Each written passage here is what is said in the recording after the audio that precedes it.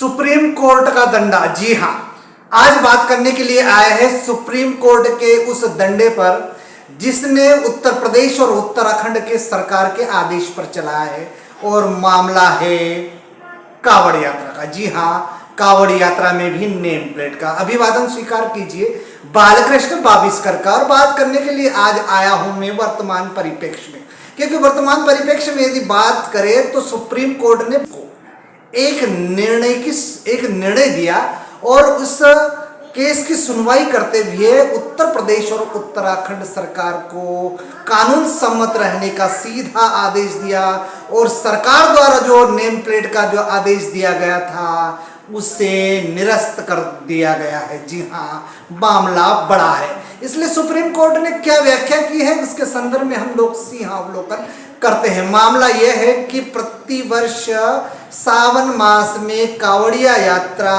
करते हैं देश के धर्मावलंबी और विशेष करके हिंदू धर्म से संबंधित लोग। वे प्रतिवर्ष श्रावण मास में इस देश की पवित्र नदियों का जल लेकर शिव के लिंग को समर्पित करते हैं, शिव पर समर्पित करते हैं, और ऐसी स्थिति में उनके कुछ यात्रा तय होते हैं।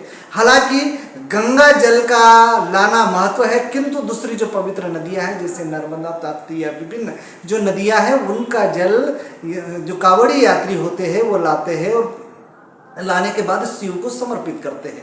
ये मामला अभी का नहीं, ये पौराणिक काल से या यूं कहे कि जब से लेख का आविष्कार हुआ, जब से विज्ञान को ये लेखन की जानकारी विज्ञान के माध्यम से लोगों तक पहुंची, तब से ये तथ्यात्मक रूप से सामने आता है कि प्रतिवर्ष इस प्रकार के धार्मिक यात्राएं की जाती है।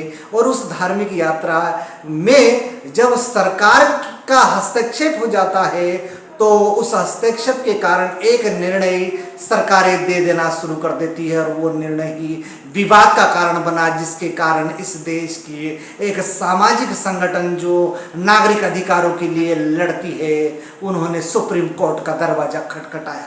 मामला यह है कि सुप्रीम कोर्ट पर यह मामला गया, संज्ञान में सुप्रीम कोर्ट के गया, तो वो मामला इसमें ये सामने आया कि कुछ धार्मिक प्रवृत्ति की सरकार जिसमें उत्तर प्रदेश और उत्तराखंड है, उन्होंने ये फरमान जारी कर दिया कि जिन जिन रास्तों से जिन जिन मार्गों से ये कावड़ी यात्री निकलेंगे उन मार्ग पर लगने वाली दुकानें, चाहे वो किसी भी धर्मावलंबी की हो, उनके दुकान के सामने नेम प्लेट लगाना, यानी कि उसके नाम का उल्लेख करने का फरमान जारी कर दिया।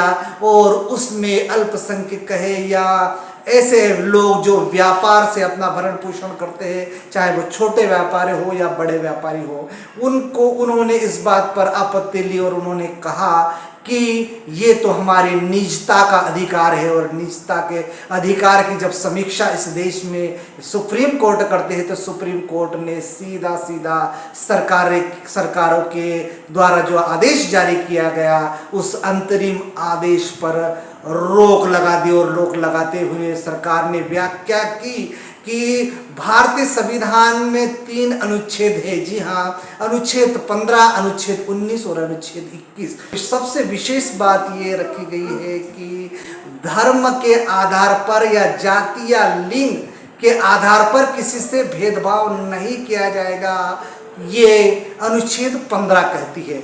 दूसरा है अनुच्छेद 19। अनुच्छेद 19 के अनुसार स्वतंत्रता का अधिकार है, आप निर्भीक होकर व्यापार कर सकते हैं, एक राज्य से दूसरे राज्य में स्वतंत्रता पूर्वक रह सकते हैं, और अपना जीवन यापन करने हेतु व्यापार कर सकते हैं। तो ये अनुच्छेद 19 है। दूसरा है अनुच्छेद 21। इसका भी उल्लंघन सुप्रीम कोर्ट की नज़र से माना गया, क्योंकि अनुच्छेद 21 जीवन जीने का अधिकार देती है, और किसी भी प्रकार की स्वतंत्रता के लिए यह अधिकार अति महत्वपूर्ण है। और जबरदस्त फटकार लगाते हुए कहा है कि ये नागरिकों का अधिकारों का उल्लंघन है और हनन है। तो बात आती है कि सुप्रीम कोर्ट ने ये निर्णय लिया, लेकिन इसके पीछे की क्या कहानी है उस पहलू पर भी हम लोग सिंहावलोकन करते हैं। पहला पहलू ये है कि आखिर कावड़िया क्या है। कावड़, कावड़िया का मतलब होता है बांस, और बांस के एक टुकड़े को जो कावड़ यात्री होते हैं, जो लोग होते हैं, जो धार्मिक प्रवृत्ति के होते हैं, जो यात्रा करते हैं, वे अपने कंधे पर रखते हैं और कंधों के दोनों ओर पवित्र नदियों का जल लेकर अपने क्षेत्र के शिव मंदिर को चढ़ाते हैं। तो ये कावड़ यात्रा हो गया। अब कावड़ यात्रा के इतिहास की ओर यदि जाया जाए तो हम पौराणिक जो कथा है, विभिन्न दंत कथा है, उन दंत कथाओं के माध्यम से इस कावड़ यात्रा का क्या महत्व है। तो पहला महत्व ये है कि कावड़ यात्री, यानी कि जब पौराणिक कथाओं के अनुसार समुद्र मंथन हुआ था और समुद्र मंथन में विभिन्न ऐसी वस्तुएं मिली थी जो निश्चित रूप से बहुत बड़ी थी, जिनका बहुत महत्व था। ऐसे में समुद्र मंथन हुआ था और समुद्र मंथन के दौरान जो विष निकला, उस विष के प्याले को शिव ने पी लिया था और अपने कंठ में रख लिया था। तो उस कंठ को बुझाने के लिए, उनका विष कम करने के लिए विभिन्न देवताओं ने वहाँ पर गंगा जल, पवित्र नदियों का जल चढ़ाया। ये पहली पौराणिक कथा है। दूसरी रावण से जुड़ी है। जो रावण थे, वो रावण भी भगवान शंकर को अपना आराध्य मानते थे, वो भी उनके चरणों में जल चढ़ाते थे। उसी प्रकार जो श्रावण की बात आती है, वे अपने अंधे माता पिता को लेकर घूमते थे और भ्रमण करते थे, उनका भरण पोषण करते थे। उसी भांति कावड़िया भी एक बांस के टुकड़े में बांधकर जल को ले जाते हैं, 2 लोटियों में, 2 वस्तुओं में। उसी प्रकार वे अपने माता पिता को श्रवण कुमार ले जाते थे। तो ये उनकी पौराणिक कथा है। इस पौराणिक कथा को सार्थक करने के लिए प्रतिवर्ष इस प्रकार की यात्राएं निकलती है, लेकिन सुप्रीम कोर्ट का ये निर्णय है जो सर्वमान्य होना चाहिए, क्योंकि देश धर्मनिरपेक्ष है। नमस्कार।